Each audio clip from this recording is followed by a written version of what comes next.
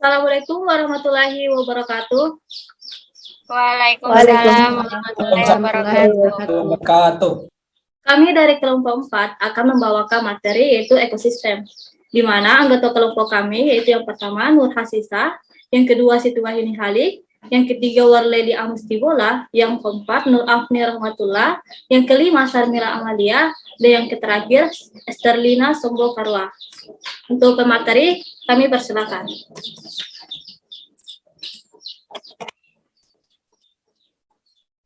Baik, terima kasih kepada moderator. Materi pertama yaitu ekosistem, pengertian ekosistem. Jadi, ekosistem adalah hubungan timbal balik antara organisme makhluk hidup dengan lingkungan sekitarnya. Atau dengan kata lain, bagaimana hubungan antara komponen biotik dengan abiotik.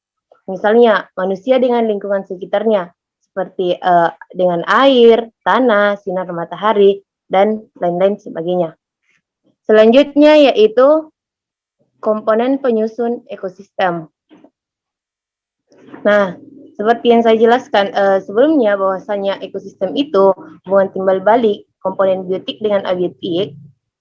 Jadi komponen penyusunnya yaitu komponen biotik dan abiotik itu sendiri. Jadi yang pertama kita bahas yaitu komponen biotik. Komponen biotik suatu ekosistem meliputi semua jenis makhluk hidup, baik berupa tumbuhan, hewan, manusia, dan mikroorganisme. Nah, mikroorganisme di sini yaitu dekomposer. Komponen biotik dibedakan menjadi yang pertama autotrof atau produsen. Nah, di sini komponen autotrof adalah organisme yang mampu mentesis makanan sendiri berupa bahan organik dari bahan anorganik. Jadi, autotrof ini produsen, yaitu yang bisa menghasilkan makanannya sendiri atau memproduksi makanan sendiri. Contohnya yaitu tumbuhan klorofil.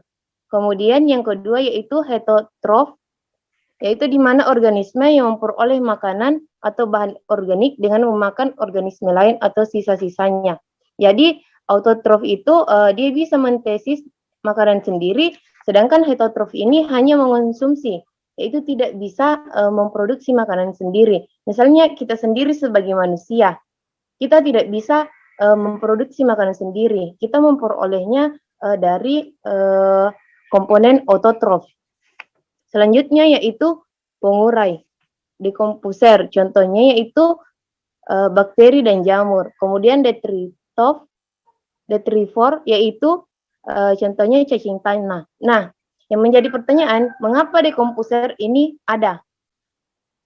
Karena di sini tugas dekomposer yaitu menguraikan sampah-sampah. Bayangkan saja terutama kita yang tinggal di pedesaan. Ketika kita selesai atau mempunyai sebuah sampah, kita langsung saja membuangnya ke belakang rumah. Nah, ketika tidak ada yang namanya dekomposer, secara tidak sengaja, maka rumah kita akan ditimbun oleh sampah. Karena setiap hari kita membuang sampah. Tetapi dengan adanya dekomposer, maka dekomposer ini yang berfungsi sebagai penyaring atau yang memakan sampah-sampah tersebut. Walaupun seperti yang kita ketahui bahwasanya sampah plastik itu sangat membutuhkan waktu yang lama untuk terurai dengan tanah. Nah, yang kedua yaitu komponen abiotik. Di sini komponen abiotik yaitu segala sesuatu di luar makhluk hidup atau benda tak hidup. Contohnya air, udara, tanah, cahaya, matahari, dan lain-lain. Nah, bayangkan jika kita tidak bekerja sama dengan yang namanya tanah. Bagaimana kita berpijak di muka bumi ini jika kita tidak ada hubungan dengan tanah, hubungan timbal balik dengan tanah. Begitupun dengan udara, apa yang akan kita hirup jika kita tidak memiliki hubungan timbal balik dengan udara itu sendiri. Terutama tumbuhan. Tumbuhan itu melakukan fotosintesis dengan cahaya matahari. Selanjutnya air. Nah, bayangkan saja sehari kita tidak meminum air. Ya seperti itu. Selanjutnya Tingkat organisasi dalam ekosistem. Yang pertama yaitu individu. Individu adalah spesies makhluk hidup yang tunggal. Contohnya seorang manusia, seekor ikan, sebuah pohon mangga. Yang kedua yaitu populasi. Populasi adalah kumpulan individu yang sejenis dan hidup di suatu daerah dengan waktu yang tertentu. Contohnya yaitu di sebuah danau ada sekelompok ikan nila sedang mencari makan. Populasi pohon jati di Kabupaten Kudus. Yang ketiga yaitu komunitas. Komunitas adalah kumpulan dari berbagai populasi yang hidup pada suatu waktu dan daerah tertentu yang saling berinteraksi dan mempengaruhi satu sama lain. Contohnya, di dalam sebuah kolam tersebut, sekumpulan ikan air tawar, ikan nila, teratai ganggang hijau, dan juga sekumpulan katak. Yang keempat yaitu ekosistem. Ekosistem adalah kesatuan komunitas dan lingkungan hidupnya yang saling berinteraksi dan berbentuk hubungan timbal balik. Contoh yaitu komunitas ikan air tawar selalu berhubungan dengan kolam ikan, air, udara, tanah, dan sinar matahari. Baik, selanjutnya adalah interaksi antar komponen ekosistem. Nah, interaksi-interaksi ini menciptakan satu kesatuan ekologi yang disebut dengan ekosistem. Nah, interaksi-interaksi ini terdiri dari yang pertama, interaksi antar individu. Interaksi antar individu merupakan di mana suatu daerah atau wilayah terdapat interaksi antara individu baik yang sejenis maupun yang tidak sejenis. Nah, di mana interaksi antar individu dapat dikategorikan sebagai berikut. Yang pertama adalah netral, yaitu di mana hubungan antar organisme yang tidak saling mengganggu dalam suatu habitat. Salah satu contohnya adalah kambing dengan kupu-kupu. Nah, selanjutnya adalah predasi, yaitu hubungan antara mangsa dengan pemangsa atau disebut dengan predator, di mana pemangsa ini tidak bisa hidup tanpa adanya mangsa. Salah satu contohnya adalah harimau dengan rusa, di mana harimau ini memangsa rusa.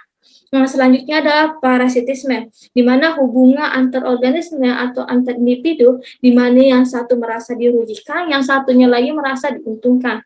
Salah satu contohnya adalah kutu dengan kerbau, di mana kerbau merasa dirugikan karena merasa gatal, sedangkan kutu merasa diuntungkan karena memakan makanan dari tubuh kerbau dan merasa kenyang, seperti itu.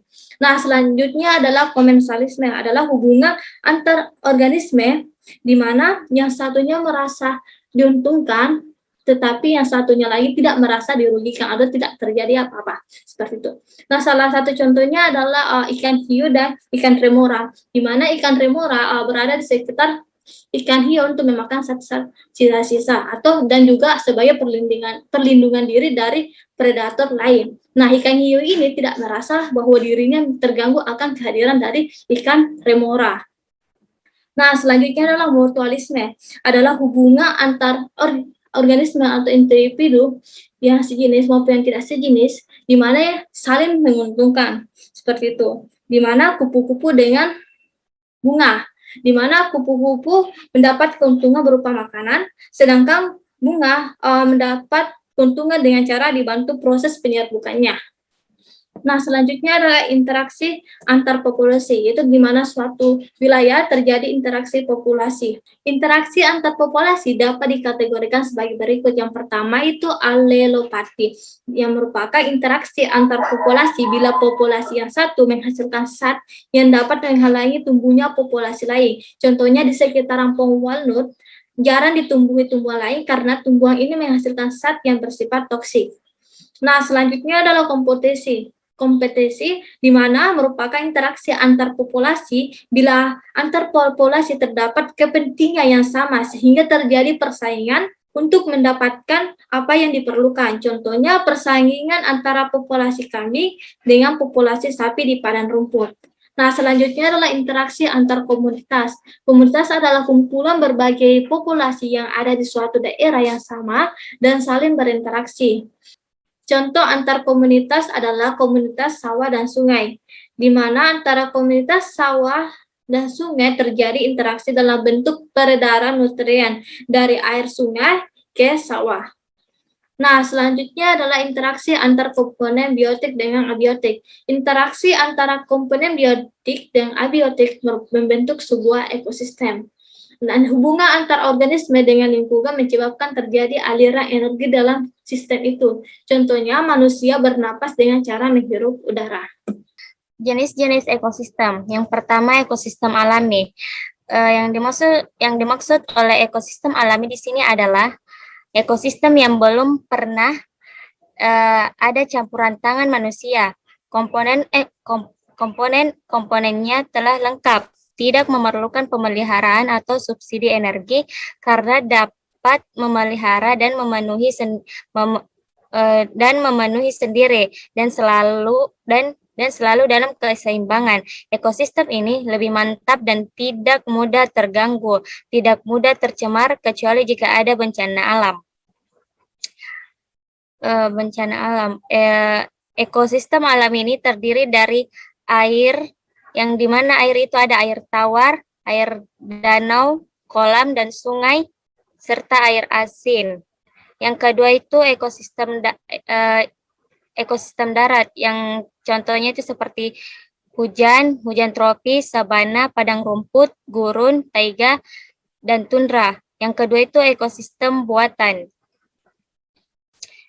Ekosistem buatan di sini dimaksud adalah yang diciptakan manusia untuk memenuhi kebutuhan manusia. Ekosistem buatan adalah ekosistem yang sudah banyak dipengaruhi manusia. Komponen-komponen dalam ekosistem buatan banyak kurang lengkap, memerlukan subsidi energi, memerlukan pemeliharaan atau perawatan, mudah terganggu dan mudah tercemar. Ekosistem buatan lebih rentan terhadap perubahan. Contohnya seperti sawah dan ekosistem pertanian. Baiklah, sekarang yaitu rantai makanan dan jaring-jaring makanan. Yaitu yang pertama rantai makanan.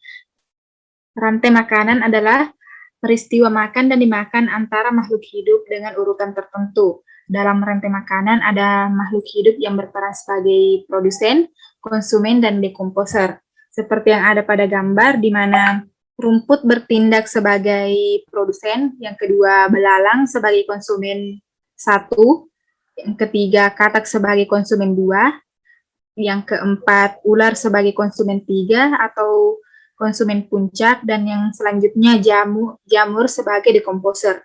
Selanjutnya jaring-jaring makanan. Jaring-jaring makanan merupakan sekumpulan rantai makanan yang saling berhubungan, yang contohnya seperti yang ada pada gambar. Selanjutnya piramida makanan adalah tingkat lanjut jaring makanan. Di dalam piramida makanan ini tidak sekedar terjadi aktivitas makan dan dimakan, akan tetapi aktivitas tersebut terjadi dalam tingkat trofik tertentu, di mana mulai daripada trofik 1 yang bertindak sebagai produsen sampai dengan konsumen puncak. Selanjutnya yaitu perubahan ekosistem. Yang pertama, suksesi primer. Suksesi primer terjadi bila komunitas asal terganggu yang mengakibatkan hilangnya komunitas asal secara total, sehingga di tempat komunitas asal terbentuk habitat baru. Gangguan ini dapat terjadi secara alami, misalnya tanah longsor, letusan gunung berapi, endapan lumpur di muara sungai, dan endapan pasir di pantai. Selanjutnya yaitu suksesi sekunder. Suksesi sekunder terjadi bila suatu komunitas mengalami gangguan, baik secara alami maupun buatan. Gangguan tersebut tidak merusak total tempat tumbuh organisme, sehingga dalam komunitas tersebut substrat lama dan kehidupan masih ada. Contoh gangguan alami seperti banjir, kebakaran, angin kencang, dan contoh gangguan buatan yaitu seperti penebangan hutan, pembakaran padang rumput dengan sengaja. Yang berikut, pencemaran pada ekosistem. Nah, pada pencemaran pada ekosistem ada pencemaran tanah, ada pencemaran air, pencemaran udara, dan pencemaran suara. Nah, yang pertama, pencemaran tanah merupakan kondisi ketika permukaan tanah ataupun bagian dalam tanah terkontaminasi zat atau benda yang merusak kualitas. Yang berikut, pencemaran air, itu adalah kondisi masuknya berbagai zat dan komponen yang terkategori ke dalam air. Kualitas air menjadi menurun dan tidak bisa dimanfaatkan sebagaimana mestinya. Nah, yang berikut, pencemaran udara. Nah, pada pencemaran udara terjadi ketika kondisi udara mulai rusak akibat polutan berbahan kimia, fisik ataupun biologi di area atmosfer dalam bumi. Dan yang terakhir pencemaran suara, ya, yaitu polusi suara disebabkan oleh suara bising kendaraan, bermotor, kapal terbang, deru mesin pabrik, radio, recorder yang berbunyi keras sehingga mengganggu pendengaran. Terima kasih. Baik, demikianlah materi yang kami bawakan, yaitu materi ekosistem. Sekarang kami akan akhiri pembawaan materi kami. Kurang dan lebihnya mohon dimaafkan. Wassalamualaikum warahmatullahi wabarakatuh. Waalaikumsalam warahmatullahi wabarakatuh. Waalaikumsalam warahmatullahi wabarakatuh.